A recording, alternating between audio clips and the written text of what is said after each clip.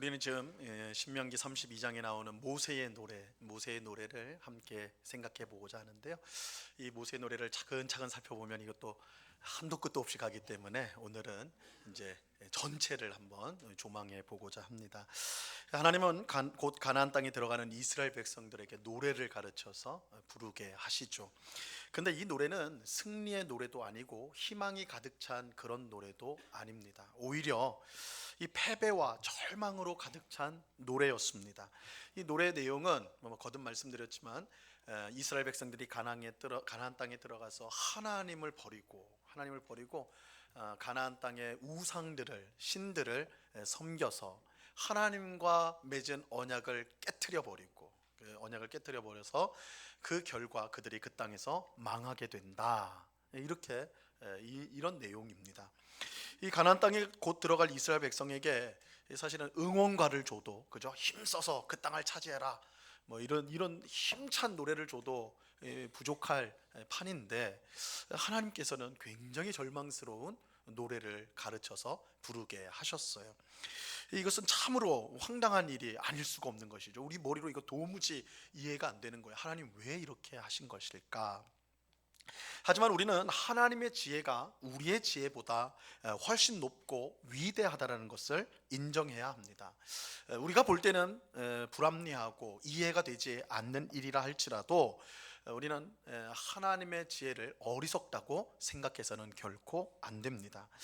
하나님께서 이런 노래를 이 이스라엘 백성들에게, 모든 이스라엘 백성에게 가르쳐 부르게 하신 것은 그 노래의 가사처럼 정말 그들이 망하기를 원해서 이렇게 노래를 주신 것이 결코 아닙니다. 사실은 정반대입니다. 하나님은 이스라엘 백성이 정말로 복되기를 바라십니다. 하나님께서는 자기 백성이 가나안 땅에 들어가 풍성한 삶, 풍족한 삶을 살기를 그 누구보다 하나님은 원하십니다. 하지만 그렇게 되려면 하나님 백성이 반드시 알고 있어야 될 중요한 사실이 있습니다. 그게 뭐냐? 우리는 이스라엘 백성, 또 우리 하나님 믿는 백성, 우리는 우리는 아무것도 할 수 없는 그런 절망적인 존재라는 것, 또한 하나님을 바라봐야지만 우리가 복될 수 있다라는 것, 이 두 가지 사실을 분명히 알아야 하는 것입니다. 우리의 힘과 지혜, 노력으로는 절대 복된 삶을 살 수가 없고 오직 하나님을 바라보고 믿고 의지할 때 풍성한 삶을 살아갈 수가 있습니다. 이스라엘 백성이 젖과 꿀이 흐르는 땅에, 가나안 땅에 들어간다고 해서 저절로 복된 삶을 사는 것은 아니에요. 그들을 복되게 하는 것은 젖과 꿀이 흐르는 그 가나안 땅이 아니라 그 가나안 땅으로 인도하시는 하나님이세요.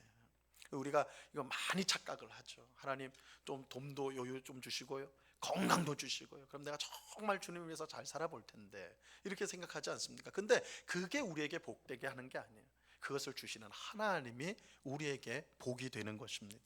그래서 이 젖과 꿀이 흐르는 땅에, 아무리 좋은 가나안 땅이 아무리 좋다 하더라도 그것만을 바라보고 그것만을 의지한다면 그 땅은 그들에게 복이 아니라 저주가 될 수밖에 없습니다. 하나님은 이러한 사실을 분명하게 가르쳐 주기 위해서 이 모세의 노래를 만드시고 모든 이스라엘 백성과 대대로 자손들이 계속 이 노래를 부르도록 하셨던 것입니다. 자, 모세의 노래에 이런 목적이 있다는 사실은 오늘 우리가 함께 읽은 본문 다음에 나오는 말씀에서 우리가 확인할 수가 있는데요, 46절과 47절 말씀입니다. 한번 보세요.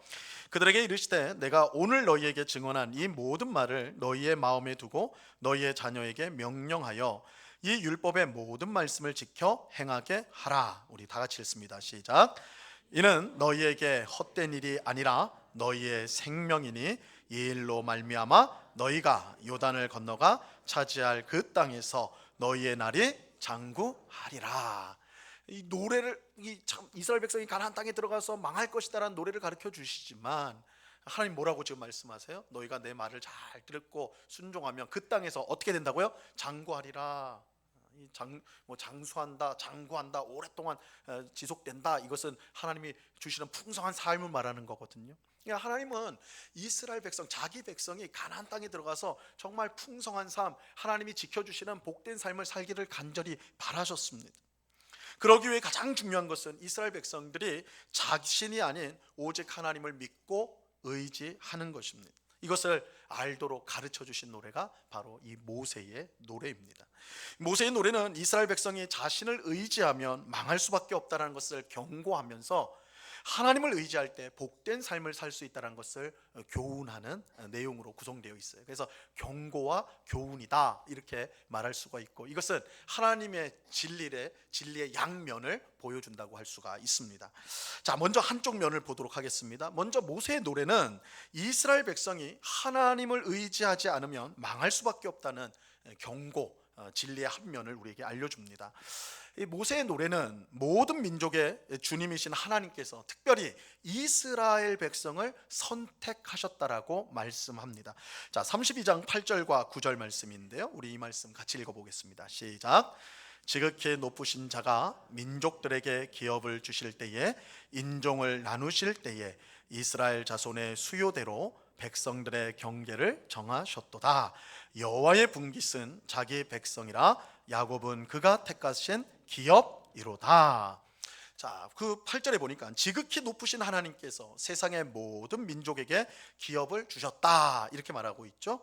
우리 성경에는 이스라엘 자손의 수요대로 백성들의 경계를 정하셨다 이렇게 되어 있는데, 우리가 이제 가지고 있는 우리 한글 성경은 히브리어로 된 성경을 번역을 한 것입니다. 그런데 이게 이제 사실은 가장 원본에 가까운 건데, 헬라어로 된 구약 성경이 또 있어요. 근데 헬라어로 된 구약 성경에 보면 이 부분을 조금 다르게 번역을 했는데, 뭐라고 하냐면 이스라엘의 자손들의 수요대로 경계를 정하셨다가 아니라, 이 이스라엘의 자손들을 하나님의 아들들의 수요대로 경계를 정했다 이렇게 나와요.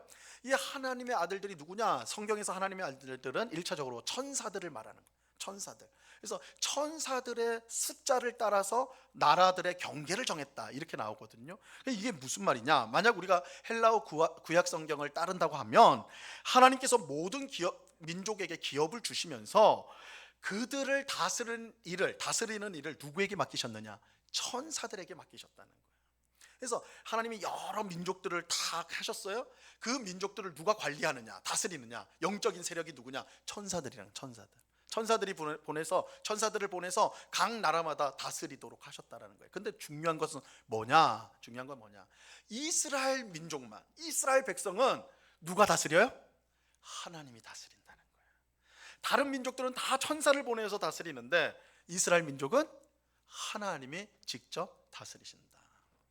오늘 좀 가벼운 표현일지 모르겠지만, 비유일지 모르겠지만, 이스라엘 백성은 하나님의 지경이에요. 지경. 나머지는 그냥 체인점, 그죠? 가맹점, 이런 식이 돼버리는 거예요. 그러니까 이스라엘 백성이 얼마나 특별한가, 그걸 지금 보여주는 말씀이에요. 그래서 9절에 뭐라고 합니까? 여호와의 분깃은 자기 백성이라 이렇게 말씀이 나오는 거예요. 자, 이러한 사실은 하나님께서 이스라엘 백성을 얼마나 귀하게, 존귀하게, 특별하게 여기셨는가를 분명하게 보여주는 것이죠. 근데 하나님께서 이스라엘 백성을 귀하게 여기는 것은 이것만 아니에요. 하나님은 가만히 놔두면 죽을 수밖에 없는 그들을 만나주시고 지켜주시고 보호하여 주셨다 이렇게 말씀합니다. 32장 10절 말씀입니다. 같이 읽습니다. 시작. 여호와께서 그를 황무지에서 짐승이 부르짖는 광야에서 만나시고 호위하시며 보호하시며 자기의 눈동자같이 지키셨도다. 그죠? 광야에서, 사람이 살 수 없는 곳에서 이스라엘 백성이 있었는데, 이거는 이제 이스라엘 백성이 40년 광야 생활을 이제 암시하는 것이죠. 사실은 하나님이 그들을 만나시고 보호하시고 지켜주지 않았다면, 눈동자같이 지켜주지 않았다면 그들은 거기서 다 죽는 거예요. 그런데 하나님께서 그들을 거기서 만나주시고 지켜주시고 사랑하여 주셨다. 이 말씀은 하나님께서 이스라엘 백성들을 얼마나 존귀하게 여기시는가, 그것을 분명하게 보여주는 것이죠. 이처럼 하나님은 모든 민족 가운데 이스라엘 백성을 택하셨고 그들을 만나주셨고 보호해주시고 눈동자처럼 지켜주셨습니다. 자, 이렇게 말하면 이제 질문이 생겨요. 여기서 질문이 생겨요. 아니, 이스라엘 백성은 얼마나 특별한 민족이길래 하나님이 이렇게 그들을 아끼시고 사랑하시고 택하십니까? 이스라엘 백성이 무슨 짓을 했길래, 아니면 이스라엘 백성들에게 어떤 매력이 있길래 하나님은 그들에게 뿅 가가지고 그들만 이렇게 대우하시느냐라는 것이죠. 이런 의문이 당연히 들 수밖에 없어요. 그러나 우리가 성경을 보면 이 놀라운 사실이죠.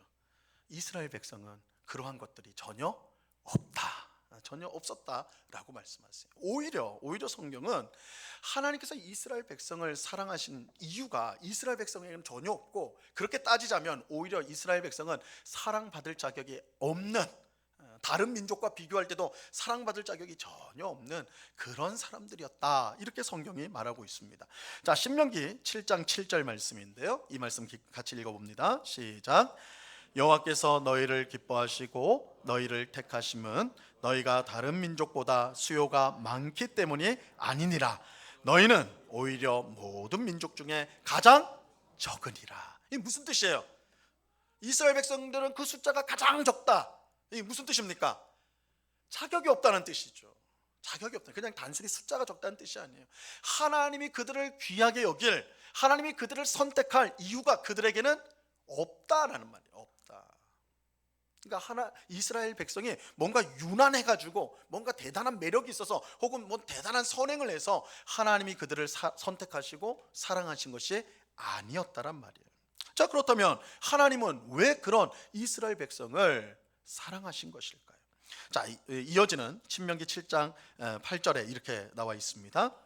여호와께서 다만 너희를 사랑하심으로 말미암아 또는 너희의 조상들에게 하신 맹세를 지키려 하심으로 말미암아 자기의 권능의 손으로 너희를 인도하여 내시되 너희를 그 종되었던 집에서 애굽 왕 바로의 손에서 속량하셨나니. 하나님께서 사랑받을 자격이 전혀 없는 이스라엘을 왜 사랑하셨습니까? 그 이유에 대해서 뭐라고 그래요? 그 이유가 뭡니까? 그 이유는 하나님께 있다라고 말을 하고 있어요. 하나님께 있다. 여호와께서 다만 너희를 사랑하심으로 말미암아. 하나님 왜 자격 없는 이스라엘 백성을 사랑하십니까? 하나님의 대답이 뭐예요? 내가 그들을 사랑한다.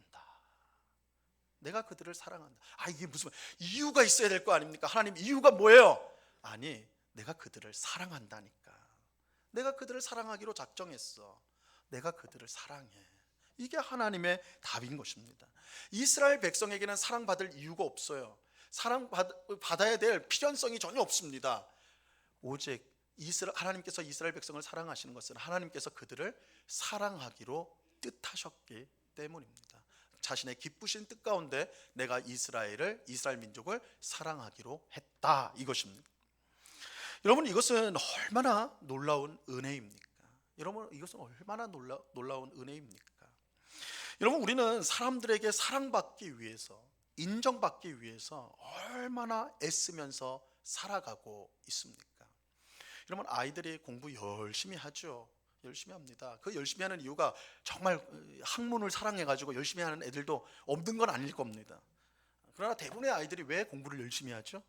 열심히 하면 부모가 사랑해 주잖아요. 물론 부모는 늘 사랑해요. 그러나 공부 열심히 하면 더 사랑해 주잖아요. 인정해 주잖아요. 그렇죠? 부모의 사랑이에요. 여러분들이 회사에서 왜 열심히 일합니까? 내가 열심히 어떤 좋은 일을 성취해야 되겠다. 물론 그런 것들이 있죠. 그러나 내가 열심히 하는 이유가 뭐예요? 열심히 하면 인정받잖아요. 평판이 좋아지잖아요. 그러면 승진하고 높아지면 그만큼 사람들의 인정과 평판이 높아지잖아요.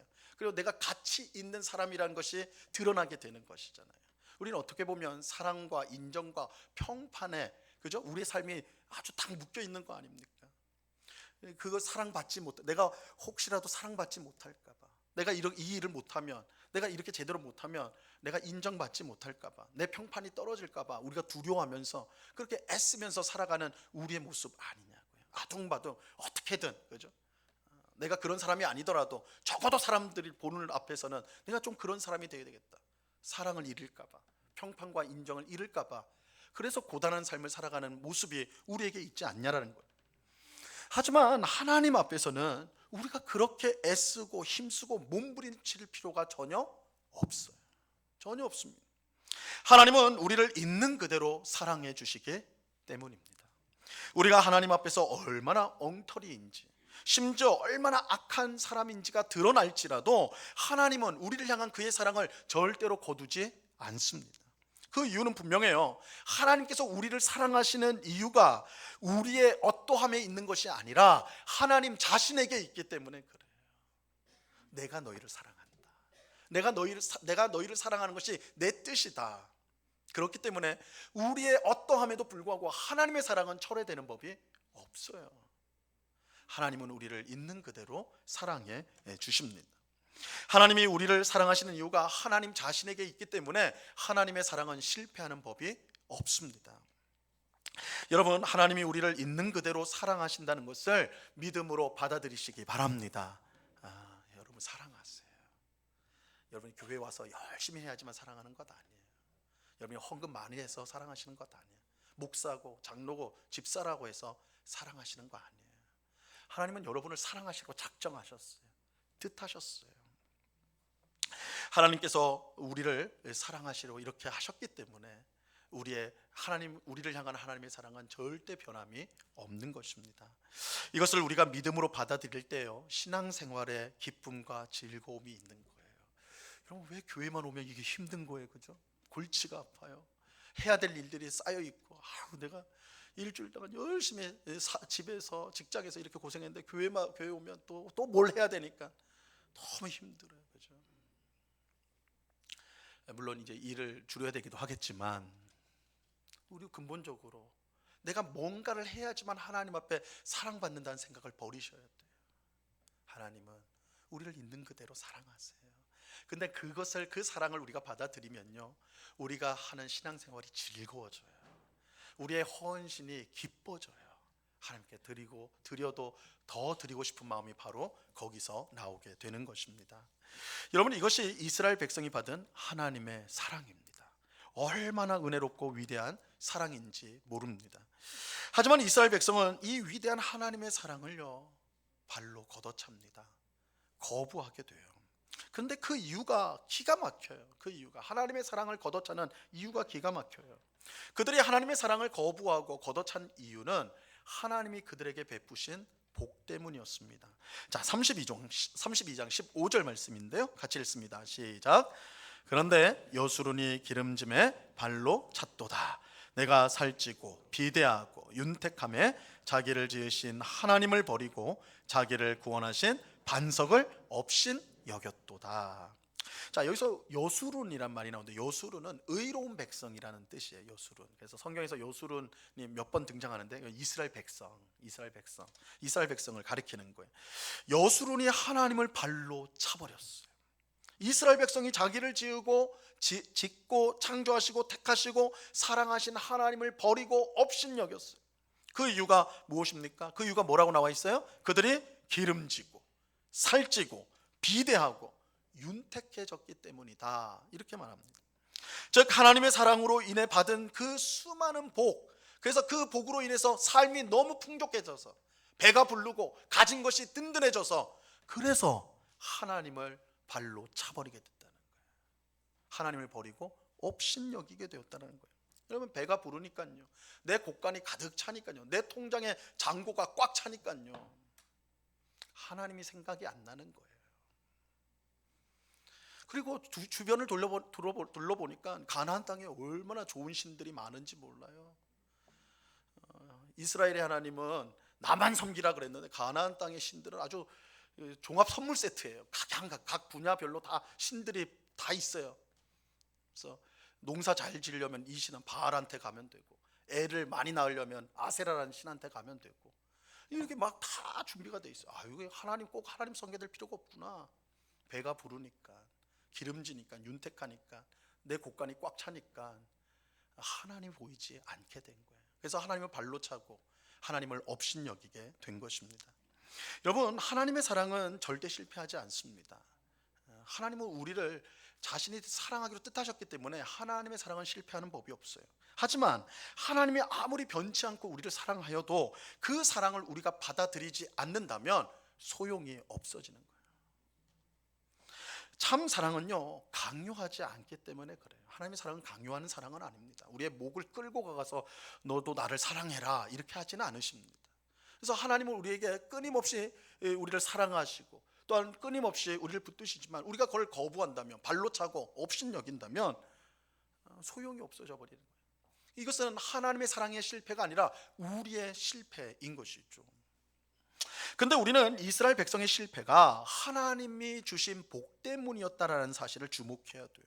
여러분, 우리는 이것을 굉장히 좀 엄중하게 우리 자신에게 적용할 필요가 있습니다. 왜냐하면 우리도 이스라엘 백성과 똑같은 실패를 할 가능성이 있기 때문에 그렇습니다. 하나님의 복이 되지 않고 저주가 되는 경우가 있습니다. 어떤 경우일까요? 하나님이 아닌 하나님이 주신 복을 중요하게 생각할 때입니다. 하나님을 사랑하는 것이 아니라 하나님이 주신 복을 사랑할 때입니다. 이 모든 신자가 하나님께 복을 구하지요. 그런데 복을 복으로 받지 못하고 오히려 복을 저주로 받는 신자들이 있습니다. 하나님을 복을 받는 수단이나 방법으로 생각하기 때문입니다. 이 복을 받기 전에는 하나님을 얼마나 열심히 섬기는지 모릅니다. 하지만 복을 받으면 하나님을 멀리하죠. 왜요? 하나님의 쓰임새가 다한 거예요. 그러니까 내가 없을 때, 내가 힘들 때는 하나님을 열심히 찾아요. 밤이고 새벽이고 하나님께 기도합니다. 그런데 채워지니까, 윤택해지니까, 기름지니까, 배부르니까 하나님 쓰임새가 다 해버린 거예요. 이런 사람은 하나님의 복이 아니라 그 복이 저주가 됩니다. 여러분, 하나님께서 우리가 항상 복을 구함에도 불구하고 복이 아닌 고난과 어려움을 주시는 이유가 무엇일까요? 여러분, 그거 많이 경험하죠. 하나님 앞에 복을 구했는데, 하나님 이렇게 되기를 간절히 바라면서 구했는데 엉뚱하게 고난이 주어지고 어려움이 주어질 때가 있습니다. 왜 그럴까? 하나님이 우리에게 고난과 어려움을 주시는 이유가 뭘까? 그것은 하나님이 우리에게 복을 주실 능력이 없기 때문이거나 혹은 우리가 복을 누리는 꼴을 보실 수가 없는 인색하신 분이기 때문이 결코 아니에요. 오히려 하나님이 우리를 너무나 사랑하시기 때문에 복을 구하는 우리에게 어떨 때는 고난과 어려움을 주십니다. 우리가 하나님 자신을 복으로 받아들이는 믿음이 없다면 하나님의 복은 언제든지 저주가 될 수가 있습니다. 그래서 우리는 고난과 어려움을 당할 때 오히려 하나님만 의지하는 법을 배우게 되죠. 그 결과 하나님 자신이 우리의 복이라는 것을 깨닫게 되는 것입니다. 이렇게 깨닫게 된 사람만이 하나님의 복을 복으로 받을 수가 있는 거예요. 그래서 우리가 얼마나 간악한지요, 간사한지요. 하나님께 복을 구해서 복이 오잖아요. 근데 하나님의 복을 주신 하나님을 사랑하는 게 아니라 누굴 사랑해? 복을 사랑해. 그 자체를 절대화시켜요. 그러면 그게 저주가 되는 거예요. 하나님께서 그렇게 하지 않도록 우리 삶 속에 복을 구한 우리에게 고난과 어려움을 허락하세요. 그래서 진짜 복이 뭐냐? 그거 가르쳐 주시는 거예요. 진짜 복이 뭐예요? 하나님이에요. 하나님과 함께하는 것이 복입니다. 이것을 가르쳐 주시는 것입니다. 이것을 알지 못하면 이스라엘 백성처럼 하나님께 받은 그 많은 복 때문에 오히려 타락하게 됩니다. 복이 저주가 되는 것이죠. 여러분, 하나님이 주시는 복이 아니라 하나님을 사랑하시기를 바랍니다. 하나님을 사랑하셔야 돼요. 하나님이 우리에게 복이세요. 하나님이 함께 하는 것이 우리에게 가장 큰 복인 것입니다. 오늘날도 많은 성도들이, 신자가 하나님께 복을 구하여서 정말 하나님이 귀한 복을 내려주셔서 누가 봐도 야, 저 사람 복 받았구나, 그런 성도들이 있죠. 근데 그 복을 받아서 더 열심히 신앙생활 합니까? 물론 그런 경우도 있어요. 근데 많은 경우는 아니에요. 오히려 그 복 때문에 하나님과 더 멀어지는 경우가 있지 않습니까? 하나님의 일에 더 멀어지는 사람들이 있지 않습니까? 그죠? 이 복이 저주가 되는 거예요. 복을 하나님보다 더 중요하게 여기고 사랑하기 때문에 그런 것이죠. 그러니까 이스라엘 실패가 오늘 우리의 실패가 되지 않도록 우리는 뭐가 진짜 복이냐, 이것들을 분명히 생각해야 하는 것입니다. 그것을 아는 사람만이 하나님의 복을 복으로 누릴 수가 있는 것이에요. 자, 이스라엘 백성은 하나님을 복으로 알지 못하였고 그 결과 그 많은 복이 저주가 되었습니다. 그들은 하나님을 버렸습니다. 그리고 가나안 민족들이 섬겼던 우상을 섬기게 되었습니다. 여러분, 이것은 이스라엘 백성이 얼마나 구제불능인지를 분명하게 보여주는 것이죠. 하나님이 이스라엘 백성을 어떻게 사랑하셨습니까? 사랑받을 자격이 전혀 없는 이스라엘 백성을 하나님께서 자신의 기쁜 뜻대로 선택하시고, 그죠? 그리고 망할 수밖에 없는 그들을 만나 주시고 보호하여 주시고 눈동자와 같이 지켜 주셨습니다. 하나님은 이스라엘 백성을 무조건적으로 사랑해 주셨어요. 그 사랑의 결과로 이스라엘 백성들이 가나안 땅에 들어가 풍족한 삶을 살게 되었습니다. 하지만 그 결과가 뭐냐? 하나님을 발로 차버렸어요. 하나님을 버리고 업신여겼습니다. 자, 이것이 모세의 노래가 보여주는 진리의 한쪽 면이에요. 이스라엘 백성은 구제불능이다. 구제불능이다. 망할 수밖에 없는 사람들이라는 것이죠. 그들 자신에게는 어떤 가능성이나 희망도 있지 않다라는 것입니다. 그들은 그야말로 망할 수밖에 없는 사람들이다. 이것이 모세의 노래가 보여주는 진리의 한쪽 면이에요. 한쪽 면. 자, 만약 여기서 이제 노래가 마친다면 정말 절망적인 노래가 될 것입니다. 하지만 모세의 노래는 진리의 또 다른 한 측면이 있습니다. 이스라엘 백성은 구제불능이고 망할 수밖에 없는 사람들이지만 하나님은 그런 이스라엘 백성조차도 결국 구원해 주신다는 것입니다. 자, 오늘 본문 36절 말씀입니다. 같이 읽습니다. 시작. 참으로 여호와께서 자기 백성을 판단하시고 그 종들을 불쌍히 여기시리니 곧 그들의 무력함과 같은 자나 노인자가 없음을 보시는 때로다. 자, 이 말씀에 보면 하나님께서 자기 백성을 판단하신다 이렇게 말하고 있죠. 하나님께서 재판장으로서 이제 이스라엘 백성을 판결하신다는 거예요. 판결. 이제 재판정에 판결이 나오는 겁니다. 이제 지금까지 이스라엘 백성들이 얼마나 이 부재불능에 그저 망해야 될 그런 이유들이 쫙 나왔잖아요. 우상 숭배하고 하나님을 업신여기고 발로 차고 이게 쫙 나왔단 말이에요. 이제 판결을 내린 거예요. 하나님이 여호와께서 자기 백성을 판단하시고 판결을 내리신다. 자, 그러면 하나님께서 어떤 판결을 내려야 하실까요? 당연히 유죄 판결이겠죠. 법정 최고형을 선고하는 것이 마땅할 것입니다. 왜냐하면 그렇게 위대한 하나님의 사랑을 받고도 이스라엘 백성은 하나님을 발로 차버리고 우상을 섬기고, 그죠? 하나님을 업신 여겼기 때문입니다. 그들은 하나님을 버리고 우상을 섬겼어요. 이것은 율법에 따르면 법정 최고형이에요. 사형이란 말이에요. 이제 그 판결이 내려져야 당연한 거예요. 그런데 여기서 놀라운 일이 일어나죠. 놀라운 일이 일어나요. 하나님께서 법정 최고형을 내려야 마땅한데 오히려 하나님은 이스라엘 백성을 어떻게 해요? 불쌍히 여기셨어요. 불쌍히 여기셨어요. 36절에 참으로 여호와께서 자기 백성을 판단하시고 뭐라고요? 그 종들을 불쌍히 여기시리니. 원래는 사형 판결을 내려셔야 되는데 불쌍히 여기시니 이렇게 되어지는 거예요. 그렇지만 당연히 사형 판결을 내려야 되는데 불쌍히 여겼다. 그럼 거기에 합당한 이유가 있어야 될 거 아닙니까? 이렇게 하는 데는 이유가 있어야 될 거 아니에요. 여기서도 또 이유가 중요한 거예요. 그럼 이스라엘 백성에 어떤 이유가 있어서 이렇게 불쌍히 여기신 걸까? 그들이 우리가 진짜 잘못했구나, 이제 회개를 해야 되겠다, 이런 개선의 좀 그런 의지가 하나님 앞에 보였기 때문에 그런 것일까? 전혀 그렇지 않아요. 하나님이 그런 것을 보시고 불쌍히 여긴 것이 아닙니다. 하나님은 그들의 무력함과 갇힌 자나 노인자가 없음을 보셨을 뿐이에요. 기름지고 살찌고 비대하고 윤택해서 하나님을 발로 걷어차고 우상을 향해 나갔던 이스라엘 백성이요, 하나님의 진노로 인해서 힘이 없게 되었고, 그게 무력해졌다라는 거예요. 힘이 없게 되었고, 갇힌 자나 노인자가 없다라는 것은 그들 모두가 바람에 나는 겨처럼 다 흩어져 버렸다는 거예요. 다 흩어져 버렸어요. 그런데 바로 그것 때문에 하나님께서 그들을 불쌍히 여기셨다라고 말하고 있어요. 이게 무슨 뜻이에요? 하나님께서 이스라엘 백성을 사랑하신 것이 그들에게 어떤 이유가 있어서가 아니라 하나님께 이유가 있었던 것처럼, 이제 하나님께서 이스라엘 백성을 불쌍히 여기는 것은 그 이유가 이스라엘 백성에게 있는 게 아니라 누구에게 있어요? 하나님께 있다라는 거예요. 하나님께 있다. 하나님은 모세에게 자신을 보여주면서 이런 말씀을 주셨습니다. 굉장히 중요한 말씀인데 출애굽기 33장 19절 말씀입니다. 이 말씀 같이 읽어봅니다. 시작. 여호와께서 이르시되 내가 내 모든 선한 것을 내 앞으로 지나가게 하고 여호와의 이름을 내 앞에 선포하리라. 나는 은혜 베풀 자에게 은혜를 베풀고 긍휼히 여길 자에게 긍휼을 베푸느니라. 여기는 하나님의 자기가 누구신지를 아주 선명하게 말씀해요. 자기 계시, 하나님의 자기 계시, 자기가 누구인지를 밝혀주시는데, 하나님은 어떤 분이세요? 자신의 뜻을 따라서 은혜를 베풀 자에게 은혜를 베풀고, 자신의 뜻을 따라서 불쌍히 여길 자를 불쌍히 여기시는 분이시다, 이렇게 말씀하고 있어요.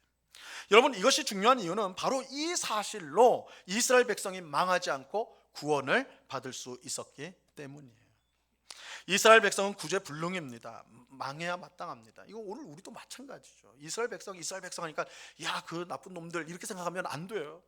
이 이스라엘 백성들이 곧 우리랑 다를 바가 없어요. 우리도 그래요. 우리도 구제불능이죠. 우리도 망할 수밖에 없는 존재들이에요.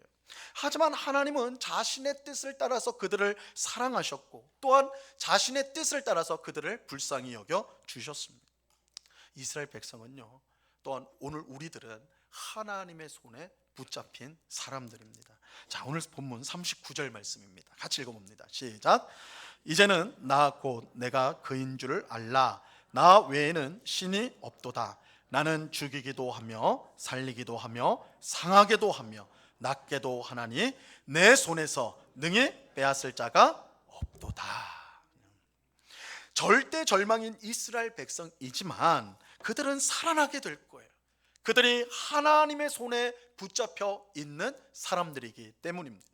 세상 그 무엇도 하나님의 손에 있는 것을 빼앗을 수가 없습니다. 하나님이 불쌍히 여기면 그 어떤 죄인도 용서를 받고 다시 회복될 수가 있습니다. 자, 이것이 모세의 노래가 가진 또 다른 진리의 한 면입니다. 하나님이 이스라엘 백성의 절대 소망이 되어서 그들이 다시 살아나게 된다는 것입니다. 그런데 이것은 이스라엘 백성만 그런 게 아니에요. 예수님을 믿어 구원받은 오늘 우리도 마찬가지입니다. 하나님의 손에 붙들린 우리를 빼앗을 자는 이 세상에 아무도 없습니다. 어떤 것도 하나님의 사랑에서 우리를 끊어낼 수가 없습니다. 로마서 8장 38절과 39절 말씀입니다. 이 말씀 같이 읽어봅니다. 시작. 내가 확신하노니 사망이나 생명이나 천사들이나 권세자들이나 현재일이나 장래일이나 능력이나 높음이나 깊음이나 다른 어떤 피조물이라도 우리를 우리 주 그리스도 예수 안에 있는 하나님의 사랑에서 끊을 수 없으리라. 저는 이 말씀을 우리 모든 성도님들의 마음에 새길 수 있게 되기를 간절히 바랍니다. 그리스도 예수 안에 있는 하나님의 사랑에서 우리를 끊을 것은 이 세상에 그 어떤 것도 없어요.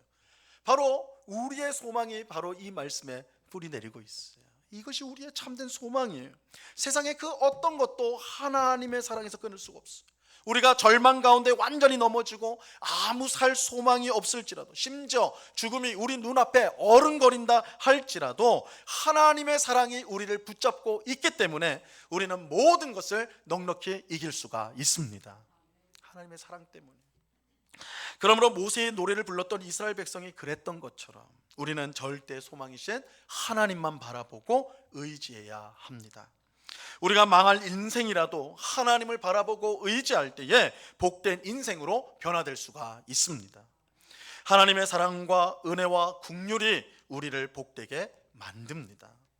그러므로 하나님의 사랑을 바라보시기를 바랍니다.